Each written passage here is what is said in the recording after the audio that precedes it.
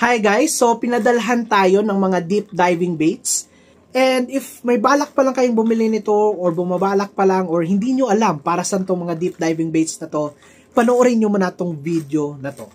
So, these are lures and these are hard baits. And itong mga lure na to ay also jerk baits. And kung titingnan nyo yung shape, ang geometry niya or ang shape niya is a deep diving bait. Bakit ba siya deep diving? So, magbukas tayo ng isa. Kung titingnan nyo yung kanyang geometry ng lure na to, if nire-retrieve nyo siya, or you are pulling this sa boat, or sa bangka nyo, or tinatawag na trolling, kaya ang tawag rin dito is trolling lure, is the water will push this lure down on a certain depth. Kaya siya tinatawag na deep diving bait. Now, ginagamit siya sa trolling kasi hindi naman sila pwede gumamit ng mga jerkbaits na magagaan or yung mga popper na nasa surface lang kasi it will just skip. So, to cover that water column, gumagamit sila ng deep diving baits. Saan ba to maganda gamitin?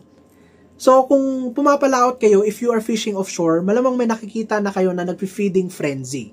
Yung mga bait fish tumatalon-talon, most likely, may mga predatory fish niyan na kumakain sa school of fish ng mga bait fish na yon.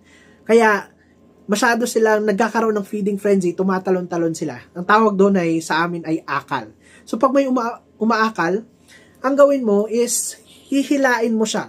No? Iikutan mo yung akal na yon. And, ang isda kasi, meron silang tinatawag na lateral line. So, ito yung organ nila that senses vibration. And itong lure na to, meron siyang mga metal balls na yun yung nagra-rattle.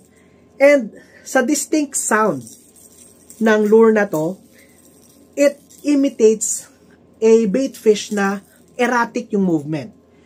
And pag yung fish kasi, it exhibits an erratic movement, it will trigger yung predatory behavior ng mga pelagic fish. Kaya most likely, pag nakita nila to or na-sense nila to, kakagatin talaga nila tong lure na to.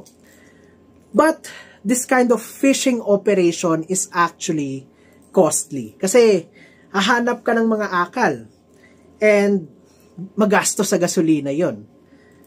So, but I would still recommend na it's good to buy this type of lure in case na meron kang ganong scenario na na-encounter. And it's really ideal to throw these deep diving lures. And you could also cast this. Pag may nakita kayong mga feeding frenzy, you could also